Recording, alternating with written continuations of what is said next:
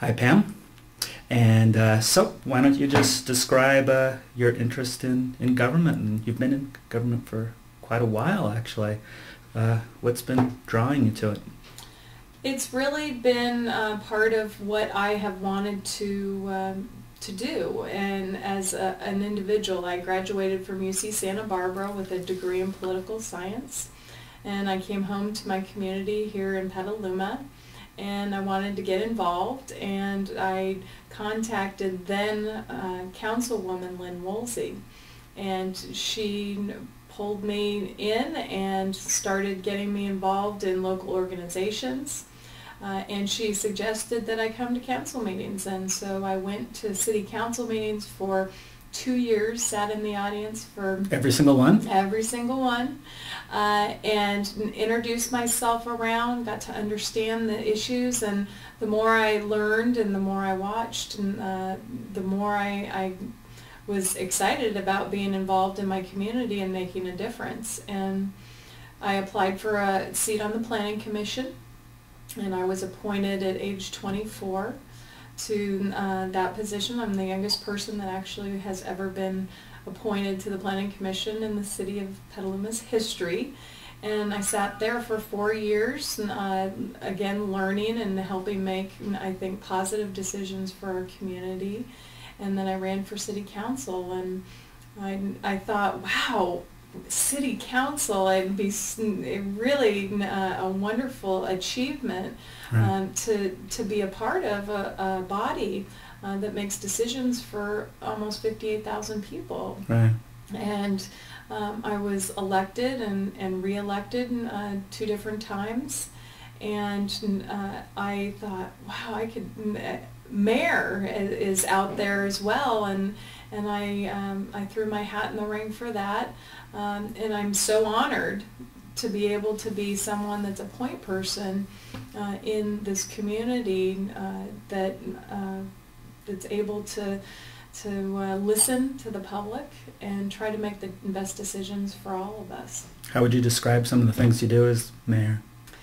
Well, it is different being mayor than being on the city council as a council member, and you really are, as I said, the point person for the community.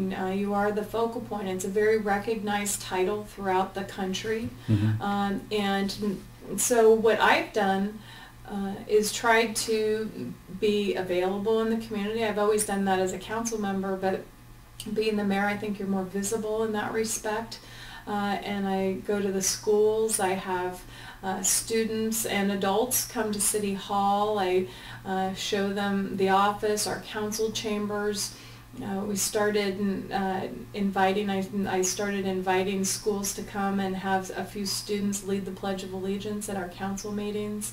And I think it's a real opportunity to engage the public and hopefully our youth in their government, because it really is their government. The public and the voters are at the top of the list, and then it comes the city council. They're the ultimate, bosses for all of us, and that's who we're responsible to.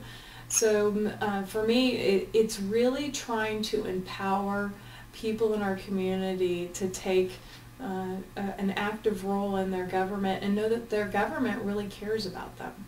On that note, what response would you have for individuals who, I think understandably, could get frustrated by some of the tedium of government, and I mean, it can take a lot to to follow all the details.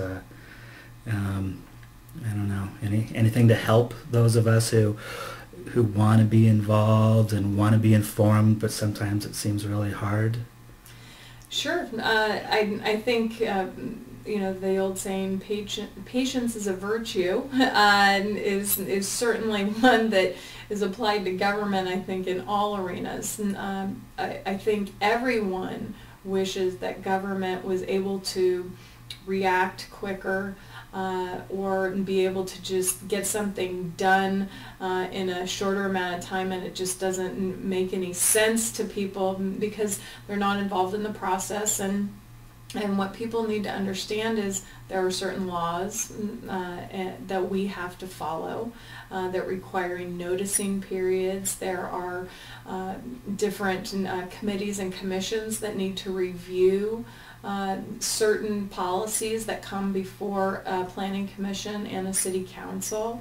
And so in order to make sure that we try to gather enough public input through those kinds of hearings and input, it does take a little longer.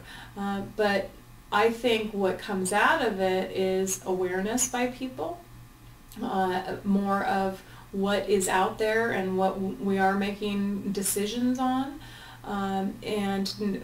And I think it usually ends up in a better decision-making process for the long-term interests of the community. And I think that's what we're really focused on, is the long-term interest, and that's what we should be focused on. I was just going to ask about that because it seems like things can happen a lot faster if you just look at the short term rather than the long term. Mm-hmm. And often looking at the long term, which is good, makes the process a little slower.